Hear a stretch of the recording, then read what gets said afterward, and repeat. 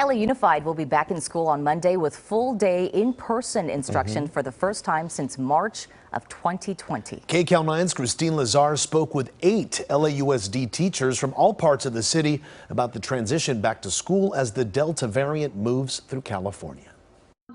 Back in June, with a show of hands, how many of you felt like you'd be ready come August to be back in the classroom?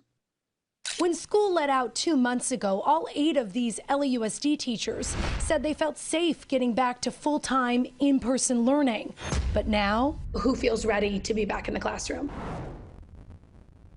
several of them have reservations. I don't feel ready because of the Delta variant. It's caused just me really wondering if my feelings of looking forward to that I really had in June were really naive. I don't think I'm going to be able to have 42 students sitting in my classroom at desk and be socially distanced. It's not going to be possible. I'm really mixed because I do miss the kids and I miss my coworkers, but I also have a kid under 12 at home. Some of these teachers have kids of their own, too young to be vaccinated. Do you think we're going back too soon, Sandra?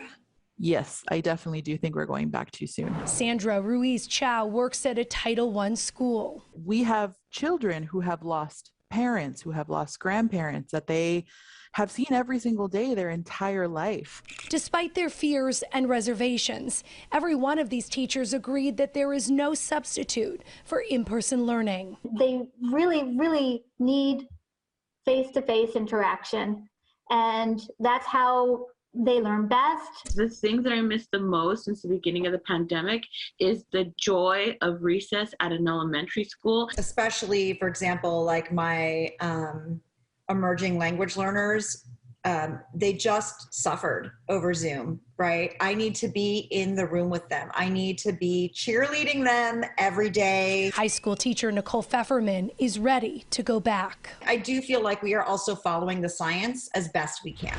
When school resumes, all LAUSD students and staff will have to wear masks indoors and outside, regardless of vaccine status. They will also have to test weekly. But this special education teacher says it's not so easy with her students.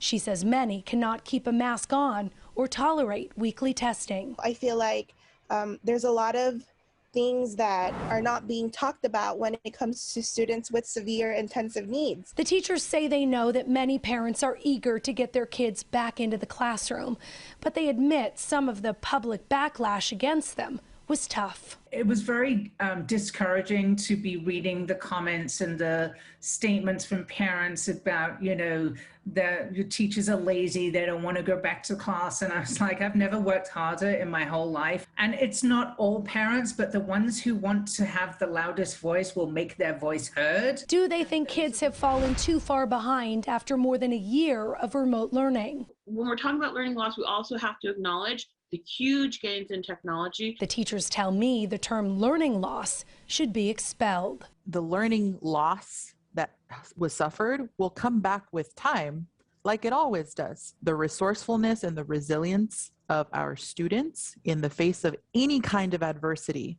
is what needs to be pushed to the forefront. I also asked the teachers if they think our schools will ever close again, and all but 2 said no. Kristine Lazar, KCAL 9 News.